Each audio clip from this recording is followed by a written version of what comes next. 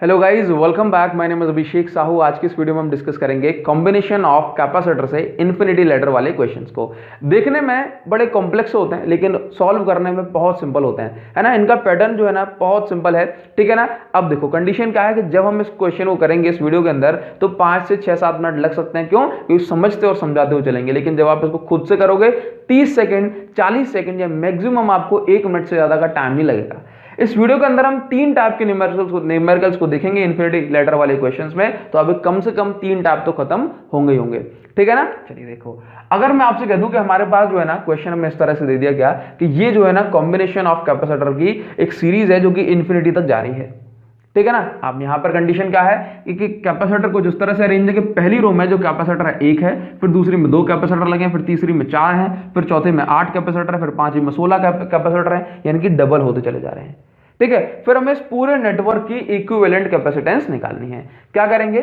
Simple सा एक काम करेंगे कि हर रो की इस रो की इस रो की इस रो की इस रो की हर किसी रो की अलग अलग अपनी अपनी कैपेसिटेंस निकालने हैं। तो देखो C1 की वैल्यू कितनी आ जाएगी, देखो यहाँ पे एक ही कैपेसिटर लगा है तो इस पहली वाली रो की कैपेसिटेंस C। दूसरी वाली रो की बात करेंगे, दूसरी वाली रो में 2 कैपेसिटर लगे हैं, दोनों सीरीज में है। सीरीज में सॉल्व करने का तरीका हमारा 1/c plus 1/c 1/c1 plus 1/c2। इसको सॉल्व करें कितना आ जाएगा C/2। तो यहाँ पे C2 की वैल्यू कितनी होगी C/2। तीसरी रो में की कैपेसिटेंस निकालें कितनी आ जाएगी, 4 कैपेसिटर हैं सीरीज में लगे हैं तो इसका मतलब C/4। इसी तरह से इसका हो जाएगा फोर्थ वाली रो का C/8 8 कैपेसिटर हैं और ये सीरीज इन्फिनिटी तक जाती चली जाएगी, ठीक है। अब जो हमने इनकी कैपेसिटर निकाल दैट मींस ये अलग अलग लिखे हुए हैं। अब मैं इसका जो है ना एकदम सिंपलीफाइड डायग्राम बना लेता हूं, ठीक है। पहली वाली रो का कैपेसिटर 1 लगा दिया, दूसरी वाली रो में 1 कैपेसिटर लगा दिया जिसकी कैपेसिटेंस इसकी C थी, इसकी C/2 हो गई। तीसरी वाली रो में 4 कैपेसिटर लगे थे, उन चारों की इक्विवेलेंट कैपेसिटेंस निकाली मैंने C/4, तो इसकी जगह मैंने चारों को लिखने की जगह C/4 लिख दिया। इसी तरह से इसका C/8 और ये सीरीज इन्फिनिटी तक जाती चली जाएगी, ठीक है ना। अब देखो मैंने इस पूरी की पूरी इस सर्किट को जो है ना इस बहुत सिंपलीफाई इसको बना दिया। अब अपन इसमें देखेंगे कि 1 2 3 4 कैपेसिटर हैं, चारों के चारों सीरीज में लगे हैं, सॉरी पैरेलल में लगे हैं। इनको सॉल्व करने का तरीका कितना हो गया, बहुत आसान हो गया। हम जानते हैं कि अगर कैपेसिटर इस तरह से पैरेलल कॉम्बिनेशन में लगे होते हैं तो उनको सॉल्व करने के लिए सिंपल आपको एडिशन करना होता है। कैसे करेंगे? मतलब C = C1 प्लस ये क्या निकाल रहे हैं हम, इन चारों की इक्विवेलेंट कैपेसिटेंस। तो equivalent capacitance C1 plus C2 plus C3 plus C4 up to infinity. जाएगा नहीं जाएगा? इन वैल्यूज को पुट कर दो। C equivalent C plus C/2 plus C/4 plus C/8 and up to infinity, ठीक है। ये आपका C इक्विवेलेंट, यहां से C कॉमन ले लिया, ये बच गया 1 plus 1/2 plus 1/4 plus 1/8 and up to infinity. अब हमारे पास ये जो सीरीज मिल गई ना, ये 1 plus 1/2 plus 1/4 plus 1/8 up to infinity, इसको सॉल्व करने का हमारे पास बहुत सिंपल तरीका होता है। आप जानते हो ये क्या बोला, GP है, ज्योमेट्रिक प्रोग्रेशन। तो इसको सॉल्व करने का हमारे पास मेथड क्या है? इसको सॉल्व करने का हमारे पास मेथड ये है कि भाई हम क्या लिखेंगे इस सीरीज की जगह। चलो मैं आपको बहुत आसान शब्दों में बताता हूं कि इस सीरीज को आप सॉल्व करोगे। चलो मैं यहाँ पे लिख देता हूँ सीरीज। इस सीरीज को आप सॉल्व करोगे तो आपको क्या मिल जाएगा, आपको ऐसे मिलेगा। इसको सॉल्व करने का फॉर्मूला होता है A/1 - R। A की वैल्यू कितनी होती है? तो A की जगह हम लिखते हैं जो भी हमारा पहला टर्म होता है। तो पहला टर्म क्या है बोला, 1/1 - R। R का मतलब क्या है, इन दोनों के बीच का कॉमन गैप, कॉमन रेशो। कितना है इन दोनों के बीच का कॉमन गैप? तो कॉमन गैप वैसे हमें देखने में मिल रहा है, बोलो कितना है, ये 1 है, ये आधा है, तो ये हो गया अपना कितना, आधा, ठीक है। लेकिन कभी भी आपको R की वैल्यू निकालनी हो, कैसे निकालोगे? ये 1/2 है, ये 1/4 है, तो R की वैल्यू निकालने के लिए 2 टर्म्स का डिवाइड कर देते हैं। बाद वाले टर्म को पहले वाले टर्म से डिवाइड कर दो। तो बाद वाला क्या है 1/4, पहले वाला क्या है 1/2, ये पहुंच जाएगा ऊपर, तो 1/4 इंटू 2/1, तो ये कैंसिल हो कितना आ जाएगा 1/2।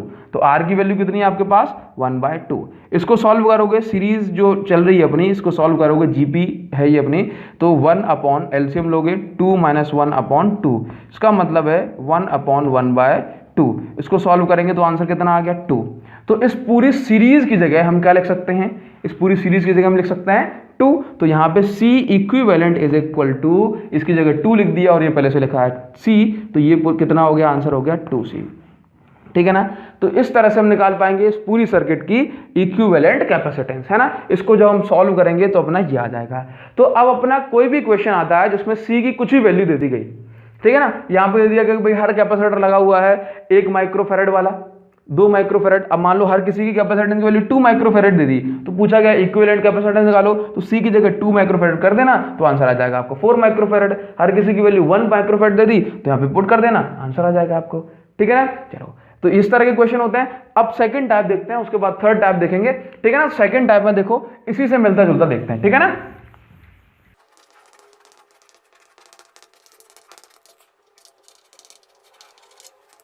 देखो ये कंडीशन बन गई।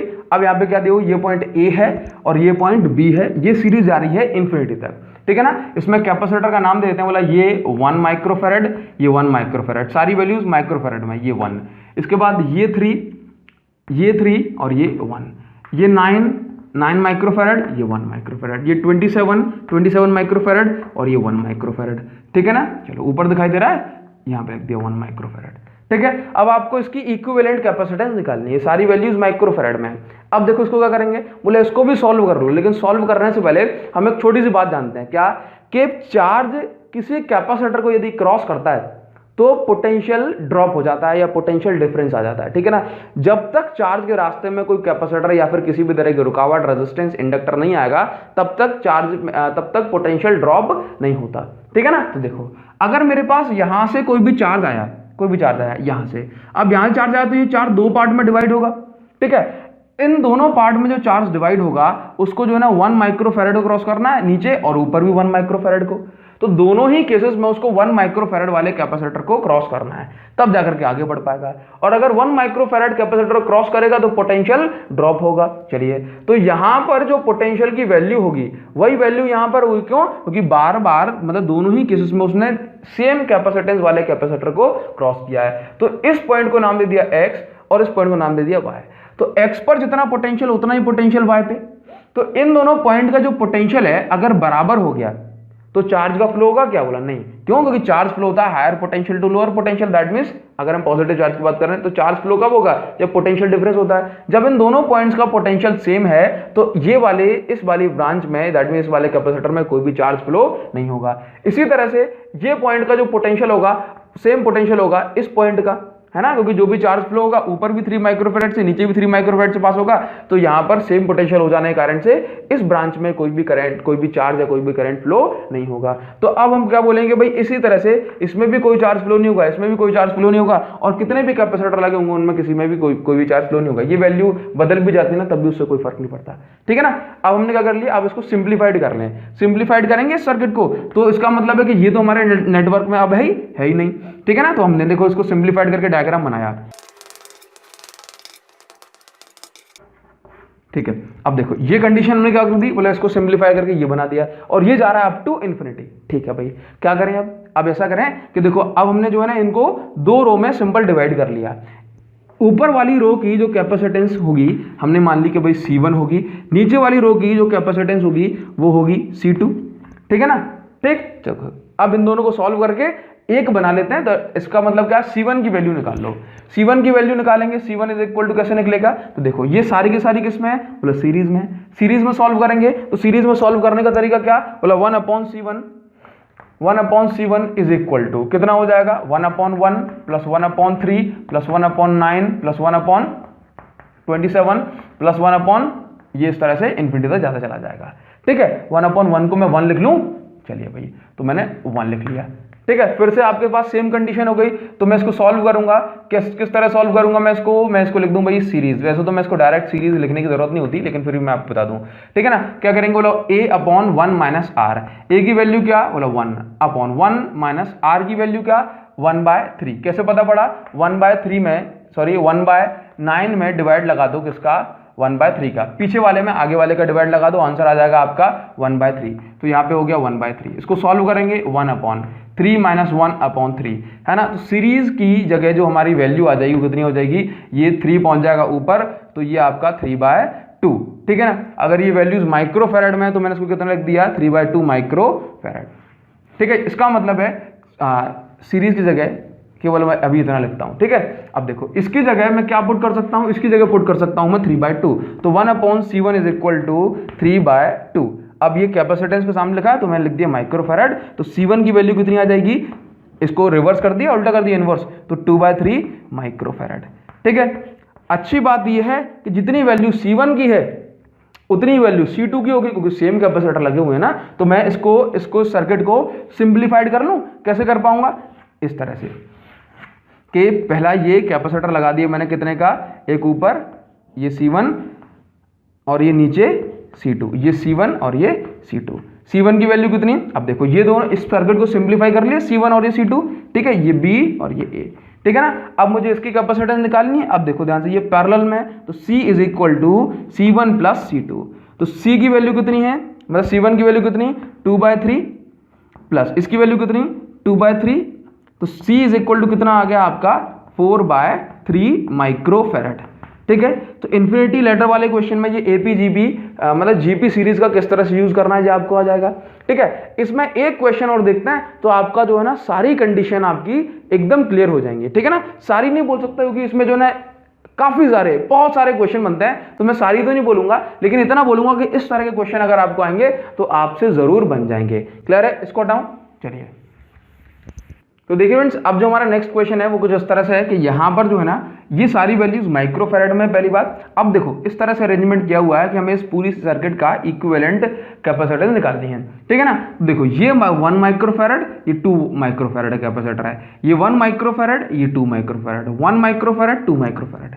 जब इस तरह की रिपीटिंग सीरीज हमें मिल जाती है, रिपीटिंग यूनिट्स हमें मिल जाती हैं, तो हम क्या करते हैं, इसको हम सिंप्लीफाइड बना लेते हैं। बोला कैसे, देखो इसको हम सिंप्लीफाइड इस तरह से बनाएंगे, ये आपके पॉइंट A और B हो गए। यहाँ पर क्या लगा हुआ है, बोला 1 माइक्रोफैरड की कैपेसिटर, यहाँ पे क्या लगा हुआ है 2 माइक्रोफैरड की कैपेसिटर।